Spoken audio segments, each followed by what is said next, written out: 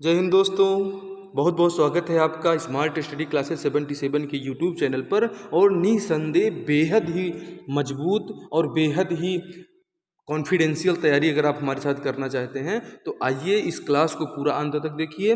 और ये प्रश्न इतने महत्वपूर्ण हैं कि आप किसी भी इन परीक्षाओं में बैठ रहे हैं उस परीक्षा के लिए आपके ये प्रश्न काम आने वाले हैं। और अगर आप ये क्लास अंत तक देख लेते हैं तो निसंदेह आप ये देखेंगे कि आपकी परीक्षा में क्या इस प्रकार के जो प्रश्न आते हैं आप उनको नहीं सॉल्व कर पाएंगे कि हवा में जिस गैस की मात्रा सर्वाधिक है वह क्या है, हाइड्रोजन, कार्बन डाइऑक्साइड, ऑक्सीजन या नाइट्रोजन। तो आपको बताना है इसमें से सही आंसर क्या है। और बिल्कुल आप हेडेक ना लें, आपको हम अंत तक इतने महत्वपूर्ण प्रश्न बताएंगे कि आपको मज़ा ही आ जाएगा आज की क्लास देख के। तो एकदम ज़ोर शोर से अपने माता पिता के सपनों को साकार करिए और लग जाइए हमारे साथ तैयारी में। इस प्रश्न का सही उत्तर क्या है आप हमें ज़रूर कमेंट करें और बताएं कि आपका सही उत्तर क्या आ रहा है। दोस्तों, अगर आपको इस क्लास की PDF चाहिए तो ये हमारा जो टेलीग्राम ग्रुप है, आप जो है स्मार्ट स्टडी क्लासेस 77 के नाम से टेलीग्राम ग्रुप है, आप इसको ज्वाइन कर लीजिए। यहाँ पे आपको सारे PDF मिल जाएंगे। तो दोस्तों, जो क्वेश्चन संख्या 1 है इसका जो सही उत्तर है कि नाइट्रोजन। ये जो हवा हम लोग ले रहे हैं, जो ऑक्सीजन का लेवल आप ये इस वायुमंडल में है, तो यहाँ पे जो हवा में जिस गैस की मात्रा सर्वाधिक है वह कौन सी है, नाइट्रोजन। निम्नलिखित में से कौन सा एक जीवाश्म ईंधन नहीं है, कोयला, पेट्रोलियम, प्राकृतिक गैस या यूरेनियम।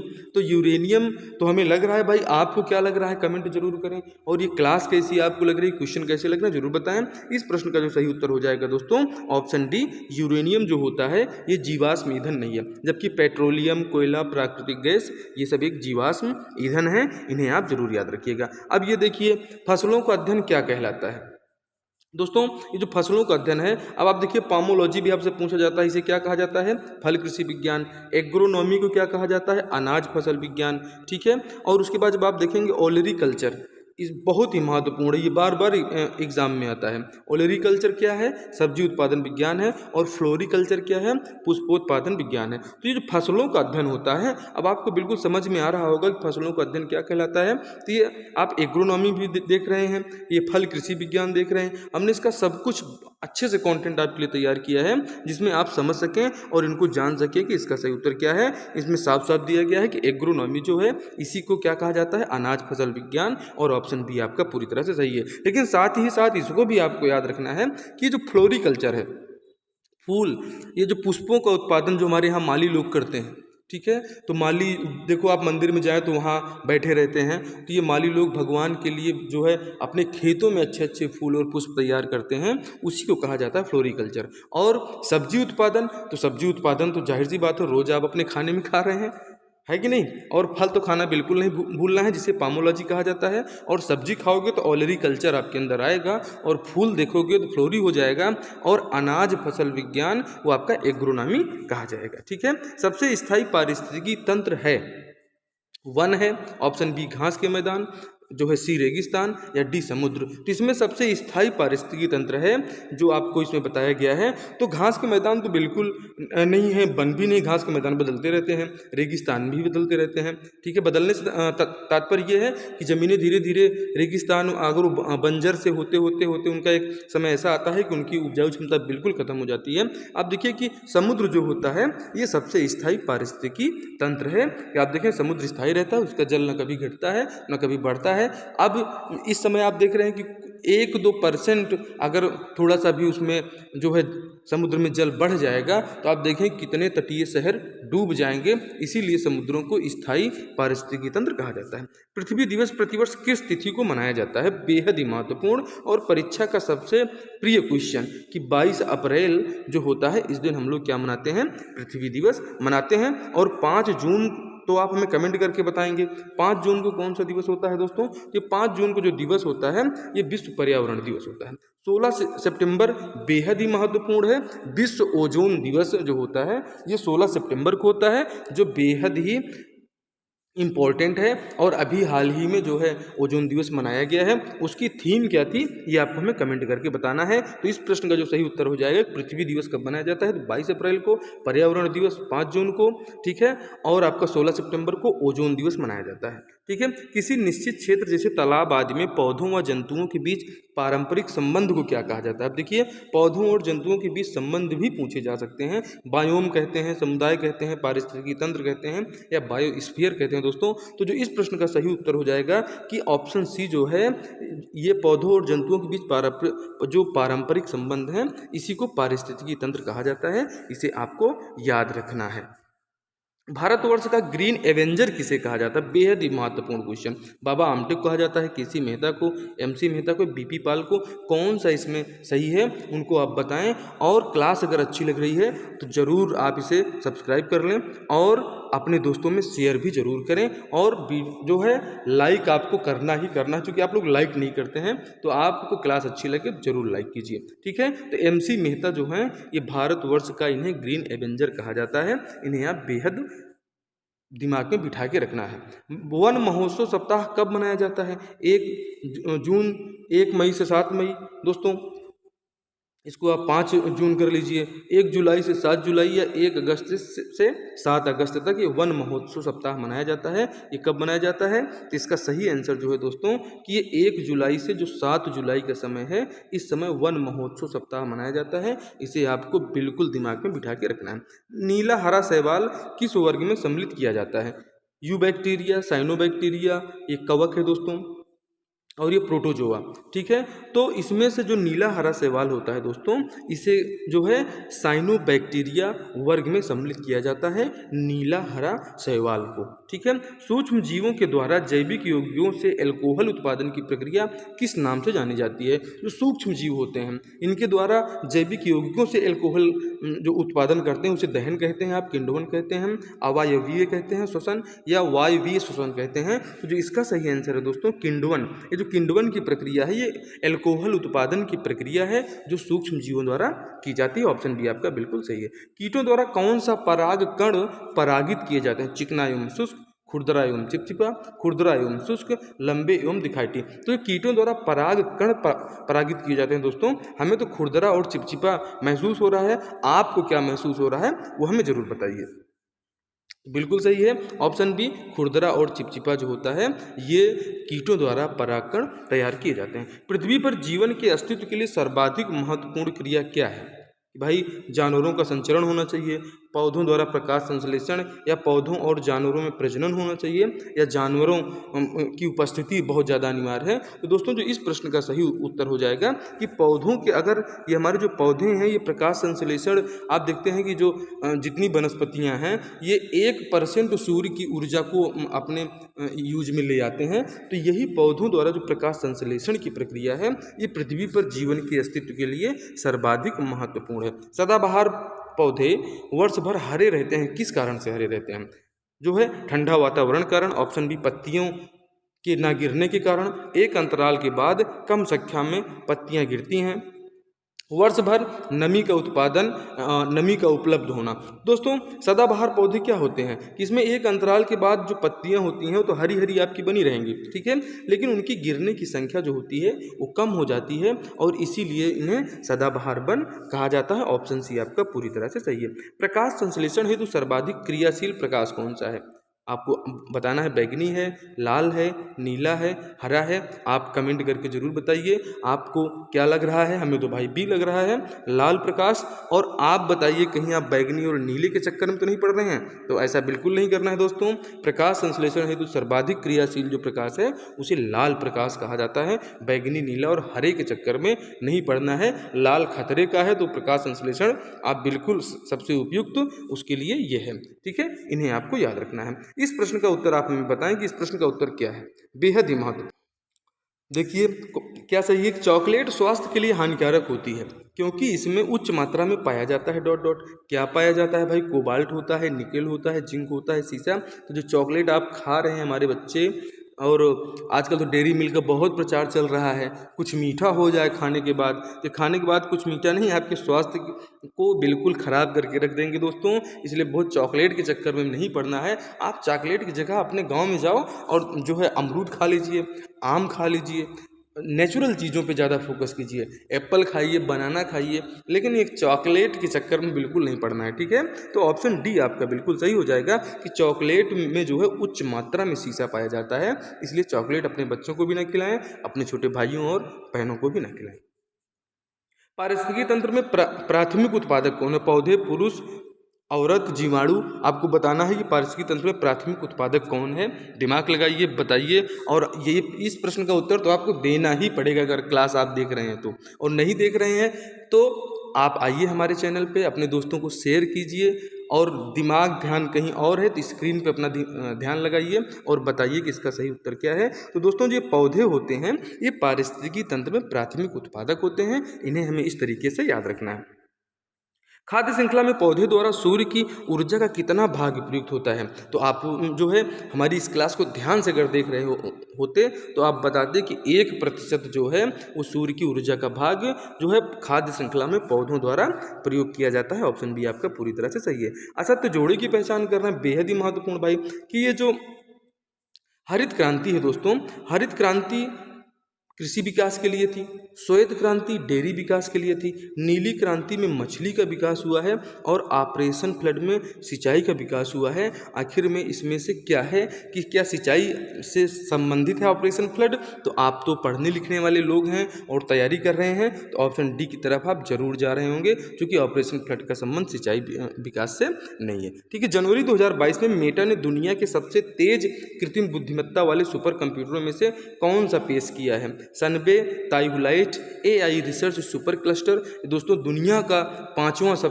जो है सबसे तेज कंप्यूटर है, ये आपका हो गया जेबेल्स बूस्टर मॉड्यूल या HPC 5। तो इसमें जो आपका ऑप्शन बी है दोस्तों, ये ऑप्शन बी पूरी तरह से सही है, और ये दुनिया का 5वां सबसे तेज कंप्यूटर है हमारा AI रिसर्च सुपर क्लस्टर, ठीक है। इसको मेटा ने जो है दिया है, और मेटा का पहले नाम क्या था दोस्तों? तो ये मेटा, ये जो फेसबुक है, ये फेसबुक पहले होता था, और इसी फेसबुक का नाम बदलकर क्या कर दिया गया है? मेटा कर दिया गया है, ठीक है। साल 2022 में कुल कितने व्यक्तियों को पद्म पुरस्कारों से सम्मानित किया गया है? अगर आपने हमारी करंट अफेयर की क्लासेस देखी हैं और हमारी स्टैटिक जीके वाली क्लासेस देखी हैं, तो उसमें भी हमने उस क्लास में भी बताया था कि साल 2021 में कुल 2022 में 128 लोगों को पद्म पुरस्कारों से सम्मानित किया गया। अब पद्म पुरस्कार नहीं समझ में आ रहे हैं तो पद्म विभूषण आप सुन रहे होंगे, पद्मश्री आप जो सुनते हैं, तो यही है पद्म पुरस्कार, ठीक है। 128 लोगों को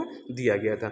ओके, ऑप्शन ए आपका पूरी तरह से सही है। जनवरी 2022 में खेलों में बेहतरीन प्रदर्शन के लिए नीरज चोपड़ा को किस पुरस्कार से सम्मानित किया गया? विशिष्ट सेवा पदक, शौर्य चक्र, पद्म विभूषण या परम विशिष्ट सेवा पदक? तो ये जो परम विशिष्ट सेवा पदक है ये नीरज चोपड़ा जी को दिया गया है, क्योंकि आप जानिए कि जो विश्वनाथन आनंद है, जो व्यक्तिगत इस ओलंपिक में वो पहले भारतीय थे जिन्होंने ये जो है स्वर्ण पदक प्राप्त किया था। उसके बाद नीरज चोपड़ा ऐसे दूसरे व्यक्ति हैं जिन्होंने क्या किया है कि ओलंपिक में जो है पदक प्राप्त किया है। इसके बारे में आप देख लीजिए कि बेहद ही महत्वपूर्ण हो जाता है कि जनवरी जो 2022 का समय है दोस्तों, ये बेहद ही महत्वपूर्ण है। और इसमें आपने देखा है हमारी इन क्लासेस में कि 2021 का जब आप ओलंपिक देखेंगे दोस्तों, तो 2021 ओलंपिक में भारत का पहला एथलेटिक्स स्वर्ण पदक जीतकर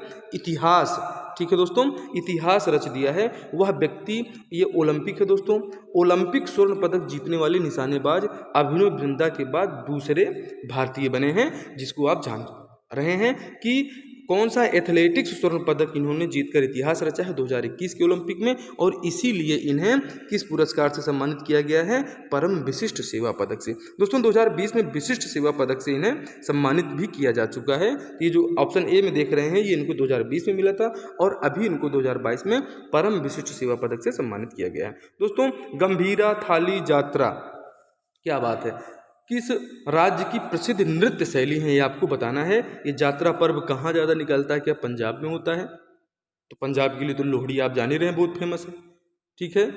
पश्चिम बंगाल में होता है, तमिलनाडु में होता है या उत्तर प्रदेश में होता है, आपको बताना है। तो दोस्तों ये जो पश्चिम बंगाल है जहाँ पे भी सीएम साहिबा हैं ममता दीदी, तो ममता दीदी के जो है वहाँ की पश्चिम बंगाल की ये गंभीरा, धाली और ये जात्रा, ये जो है यहाँ की प्रसिद्ध नृत्य शैलियाँ हैं। अब ये लीजिए, बेहद ही महत्वपूर्ण, तंजावर स्थित बृहदेश्वर मंदिर का निर्माण किसने करवाया था? तो दोस्तों देखिए, चोलों ने तो करवाया है, अपराजित हो गए चोल बंसी राज, जो राजा हैं राज प्रथम या विजयालय चोल या उत्तम चोल। तो दोस्तों चोल वंश के राजराज प्रथम ने तंजावुर में स्थित बृहदेश्वर मंदिर का निर्माण कराया था, जिन्हें आपको दिमाग में बैठाना है। ऑप्शन बी सही है, बृहदेश्वर मंदिर का संबंध राजराज प्रथम से है। उन्होंने इसका निर्माण 1001 से 1003 जो है ईस्वी में इन्होंने इसका निर्माण करवाया था। ठीक है, अब बताइए निम्न में से केरल का कला एवं नृत्य नहीं है भाई।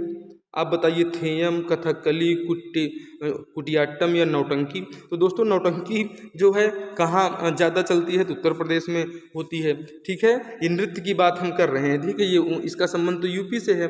लेकिन कथकली, कुटियाट्टम और ये आपका थेयम, ये सभी जो है केरल के महत्वपूर्ण नृत्य हैं, जबकि ऑप्शन डी आपका नौटंकी उत्तर प्रदेश में होती है, जहाँ के सीएम साहब कौन है? योगी आदित्यनाथ जी। ठीक है, ईस्ट इंडिया कंपनी ने दक्षिण भारत में पहला कारखाना कहाँ स्थापित किया था? अब आपसे साउथ इंडिया की बात पूछी जा रही है, क्वेश्चन को बहुत ध्यान से पढ़ना है कि दक्षिण भारत में पहला कारखाना इन्होंने कहाँ लगाया था? क्या सूरत में लगाया था, कोलकाता में लगाया था, भोपालपट्टनम या कि मसूलीपट्टनम? तो ये मसूलीपट्टनम ऑप्शन में दिख जाए तो ऑप्शन डी आपको तुरंत टिक कर देना है कि साउथ इंडिया का पहला कारखाना ईस्ट इंडिया कंपनी, जो अंग्रेजों की कंपनी थी, जिसने हमारे देश में जो है धीरे धीरे 1858 में 1857 के स्वतंत्रता संग्राम के बाद आप देखें कि 1858 में कंपनी का शासन समाप्त होकर सीधे ब्रिटिश जो है महारानी के अंडर में हमारा इंडिया का शासन चला जाता है। और फिर बड़ी मुश्किल से जो है 1942 में भारत छोड़ो आंदोलन के बाद, और उसके बाद जब विश्व युद्ध हो रहा था, सेकेंड वर्ल्ड वार, तो सेकेंड वर्ल्ड वार में ही जो है अमेरिका और आदि देशों के दबाव के कारण इन्होंने भारत को आज़ाद किया था 1947। ठीक है, मोराइन क्या है? बेहद ही महत्वपूर्ण क्वेश्चन है। अगर आप इसको बता लेते हैं तो चैलेंज है कि आप बिल्कुल तैयारी कर रहे हैं। ग्लेशियर के जमाव से बनी आकृति, समुद्र के निक्षेप से बनी आकृति, स्थलाकृति, नदी के जमाव से बनी आकृति या वायु के निक्षेप से बनी आकृति। तो दोस्तों ये मोराइन क्या है आपको बताना है। ग्लेशियर के जमाव से भी एक आकृति बनती है, उसका नाम क्या है? समुद्र के निक्षेप से जो स्थलाकृति बनती है उसका भी एक अलग नाम है। नदी के जमाव से बनी आकृति वो भी पूछ लिया जाता है। और वायु के निक्षेप से बनी आकृति, निक्षेप से तात्पर्य ये है दोस्तों कि जो धूल के कण होते हैं ये धीरे धीरे उड़ते हुए जो है दूसरी जगह कहीं जाके जम जाते हैं, और उससे जब एक स्थलाकृति का निर्माण होता है तो उसे वायु के निक्षेप से बनी आकृति कहा जाता है। मोराइन क्या है इसका आप हमें बताएं। तो ग्लेशियर के जमाव से जो आकृति बनती है दोस्तों उसे मोराइन कहा जाता है। और जो समुद्री निक्षेप से बनी आकृति को संयोजक रोधिका कहा जाता है। नदी के जमाव से बनी आकृति को बिंदु रोधिका कहा जाता है। और वायु के निक्षेप से बनी आकृति को लोयस कहा जाता है। इन्हें आप याद रखिएगा, ये चारों ऑप्शन आपके लिए बेहद महत्वपूर्ण है और इन्हें चारों का स्क्रीनशॉट आप जरूर लेके रखिए। इन्हें याद रखिएगा कि समुद्र के निक्षेप से बनी आकृति को संयोजक रोधिका, वायु के निक्षेप वाले को लोयस, नदी के जमाव को बिंदु रोधिका और ग्लेशियर के जमाव से बनी आकृति को तो मोराइन कहते हैं। ये आप ऑप्शन ए देखिए रहें। दोस्तों ये बेहद ही महत्वपूर्ण क्वेश्चन है, एग्जामिनर का एकदम प्रिय सवाल कि ब्रह्मपुत्र नदी को बांग्लादेश में किस नाम से जाना जाता है? सांगपो, दिहांग या सिहांग, ब्रह्मपुत्र या जमुना? ठीक है दोस्तों, तो आप जानते हैं कि असम में इसको क्या कहते हैं? ब्रह्मपुत्र कहते हैं। अरुणाचल प्रदेश में क्या कहते हैं? दिहांग या सियांग कहते हैं। अब सांगपो कहाँ कहते हैं ये आप कमेंट करके बताइए। और बांग्लादेश में इसे जमुना कहा ही जाता है। ये आप इसका सही उत्तर देख लिए हैं, तो ये सही उत्तर है आपका जमुना। ठीक है, तो जो सांगपो है दोस्तों, इसी जो है ब्रह्मपुत्र नदी को सांगपो कहा जाता है तिब्बत वाली एरिया में। दिहांग या सिहांग कहा जाता है अरुणाचल प्रदेश वाली एरिया में। ब्रह्मपुत्र या असम जो है ब्रह्मपुत्र इसका नाम पड़ता है असम में। और बांग्लादेश में जो हमारा आपका ही भाग है, कब हमसे पृथक हुआ? तो भाई अंग्रेज लोग तो बांट के पहले ही चले गए थे 1947 में। 3 जून 1947 को भारत पाकिस्तान का जो बंटवारा हुआ था, इसमें ये पूर्वी पाकिस्तान था जो आज बांग्लादेश है। और यही बांग्लादेश जो है 1971 में विद्रोह करके शेख मुजीबुर रहमान के नेतृत्व में नया रूप लेता है, जिसमें हमारे कितने भारतीय सैनिक शहीद होते हैं और एक नए देश का दर्जा बांग्लादेश को दिया जाता है। संविधान के किस अनुच्छेद में अल्पसंख्यकों को परिभाषित किया गया है? 29, 30, 17 या इनमें से कोई नहीं दोस्तों। तो आप देखें कि अनुच्छेद 17 जो है ये क्या कहता है? अस्पृश्यता का अंत, कि भाई छुआछूत ये सब नौटंकी बंद करो। अनुच्छेद 29 और 30 क्या ये अल्पसंख्यकों को परिभाषित करता है? तो बिल्कुल नहीं, इसके चक्कर में आप मत रहिएगा। 29 और 30 नहीं, इसका जो सही उत्तर होगा कि इनमें से कोई नहीं, क्योंकि 29 और 30 के बारे में हम आपको बताते हैं कि अनुच्छेद 29 व 30 में भारत में अल्पसंख्यकों को निर्दिष्ट नहीं करते, जबकि 29 और 30 बताते हैं धार्मिक अल्पसंख्यकों और भाषाई अल्पसंख्यकों में वर्गीकृत किया गया है। तो इसे आप याद रखिएगा। 29 और 30 जो है ये अल्पसंख्यक, क्वेश्चन का टाइप आप समझिए कि बेहद ही महत्वपूर्ण है कि ये अल्पसंख्यकों को परिभाषित करने की बात की जा रही है। तो ये अल्पसंख्यकों को परिभाषित नहीं कर रहे हैं 29 और 30, ठीक है। इसमें क्या है, 29 और 30 भारत में अल्पसंख्यकों को निर्दिष्ट नहीं करते हैं, इसे धार्मिक अल्पसंख्यकों और भाषाई अल्पसंख्यकों में वर्गीकृत किया गया है, ठीक है। मानव शरीर में सबसे बड़ी ग्रंथि का नाम क्या है? अग्नाशय, यकृत, लार ग्रंथि या अंतःस्रावी ग्रंथि दोस्तों। तो हम सभी लोग जानते हैं कि हमारा ऑप्शन बी यकृत सही है कि मानव शरीर में सबसे बड़ी ग्रंथि है। और ये जो यकृत होता है दोस्तों, ये पाचन तंत्र में सहायक अंग है जो लगातार पित्त का उत्पादन करता है। यह पेट के दाहिने ऊपरी हिस्से में डायाफ्राम के नीचे होता है। इसलिए अब आप इसी को दिमाग में बैठा लेना है कि ये जो आदमी है इसका जो यकृत है ये इसका पेट हो गया, ठीक है, ये यहाँ पे पेट हो गया, इसी पेट के जो है दाहिने साइड में, ठीक है। अब इसका दाहिना अगर आप देखेंगे तो इसका ये दाहिना होगा और ये बायां होगा, तो यहाँ पर जो है इसका ये हमारा यकृत स्थित होता है जो लगातार पित्त का उत्पादन करता है। अब देखिए, भगवान बुद्ध की शयन मुद्रा में दुनिया का सबसे लंबी प्रतिमा का निर्माण कहाँ किया जा रहा है? क्या बात है, बेहद ही महत्वपूर्ण क्वेश्चन कि भगवान बुद्ध जो है लेटे हुए हैं, शयन मुद्रा में हैं, एक हाथ अपने जो है कंधे के पास जो है गले के लगा के लेटे हुए हैं और इसका निर्माण जो किया जा रहा है, क्या अमेठी में किया जा रहा है? अमेठी में आपने देखा कि किस आधुनिक जो है राइफल का निर्माण हमारे अमेठी में किया जा रहा है, ये आपको बताना है।